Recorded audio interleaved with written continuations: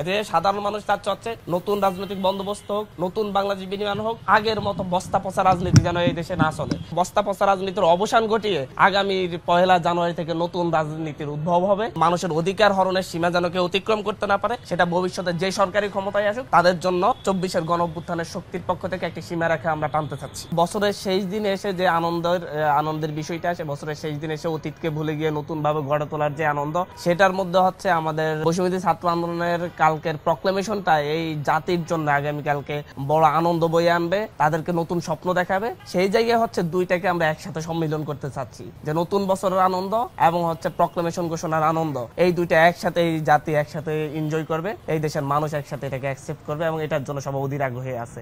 আমাদের প্রোগ্রাম কেন্দ্রিক ওনারা ওখানে শৃঙ্খলা বাহিনীর 500 সদস্যকে মোতায়েন করবেন। মানুষ স্বতঃস্ফূর্ত ভাবে কত মানুষ আসবে আমরা সেটা নির্ধারণ করে বলতে পারছি না। মানুষ স্বতঃস্ফূর্ত ভাবে আসতেছে, কে কোথা থেকে কিভাবে আসবে কালকের মাঠেই দেখা যাবে। আমরা আশা করি এটা হচ্ছে 1.5 থেকে 2.5 লাখ মানুষ হতে পারে, যেভাবে আমরা সাড়া পাচ্ছি বিভিন্ন জায়গা থেকে আমাদের সাথে যোগাযোগ করা হচ্ছে। আমরা আশা করছি 1.5 থেকে 2.5 লাখ মানুষ কালকে শহীদ মিনারে জড়ো হবে। এই ব্যাপারটা হচ্ছে 3রা আগস্টের মতো এক দফার এক্সটেন্ডেড ভার্সন আগামীকালকে হতে যাচ্ছে। আমরা যে এক দফার ঘোষণা শহীদ মিনার থেকে দিয়েছি, সে এক দফার পরে আমরা সেই এক দফার পরে যে ফ্যাসিস্টের পতন হয়েছে, সেই ফ্যাসিস্টের পতনের পরে নতুন প্রক্লেমেশন দিয়ে সেটাকে আমরা জাতির কাছে ডকুমেন্টেড করে তুলতে চাচ্ছি।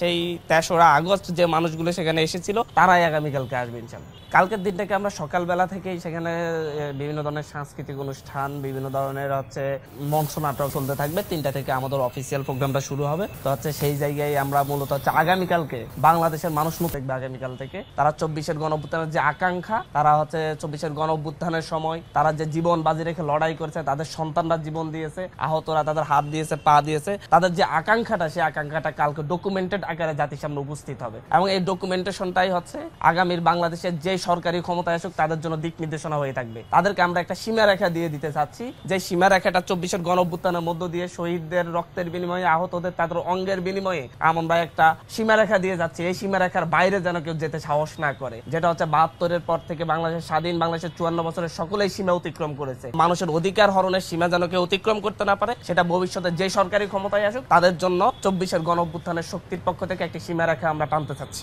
রাজনৈতিক দলগুলো আমাদের বাইরের না, তারা এই দেশের জনগণ, এই দেশের মানুষ। আমরা বৈষম্যবিরোধী ছাত্র আন্দোলনের নেতৃত্বে যেই গণঅভ্যুত্থানটি হয়েছে, সেই গণঅভ্যুত্থানের ছাত্র নেতৃত্বকে নেতা মেনেই তারা রাজপথে নেমেছিল, এই নেতৃত্বকে স্বীকার করে রাজপথে নেমেছিল, এই নেতৃত্ব যেই ধরনের প্রোগ্রামগুলো দিয়েছিল তা বাস্তবায়ন করেছিল। আমরা সেই জায়গা থেকে হচ্ছে আমরা মনে করি এই দেশের সাধারণ মানুষ হিসেবে আমরা সবাইকে গ্রহণ করতে চাচ্ছি। এই দেশের সাধারণ মানুষ কি চাচ্ছে সেটাই হচ্ছে রাজনৈতিক দলগুলো চাই বলে আমরা মনে করি। এতে সাধারণ মানুষ তার চাচ্ছে নতুন রাজনৈতিক বন্দোবস্ত হোক, নতুন বাংলাদেশ বিনির্মাণ হোক, আগের মতো বস্তা পচা রাজনীতি যেন এই দেশে না চলে। সে বস্তা পচা রাজনীতির অবসান ঘটিয়ে আগামী 1 জানুয়ারি থেকে নতুন রাজনীতির উদ্ভব হবে এবং সেই রাজনীতিটা কিসের উপর ভিত্তি করে হবে সেটা আমরা কালকে ডকুমেন্ট আকারে উপস্থাপন করতে যাচ্ছি, প্রক্লেমেশন আকারে উপস্থাপন করতে যাচ্ছি।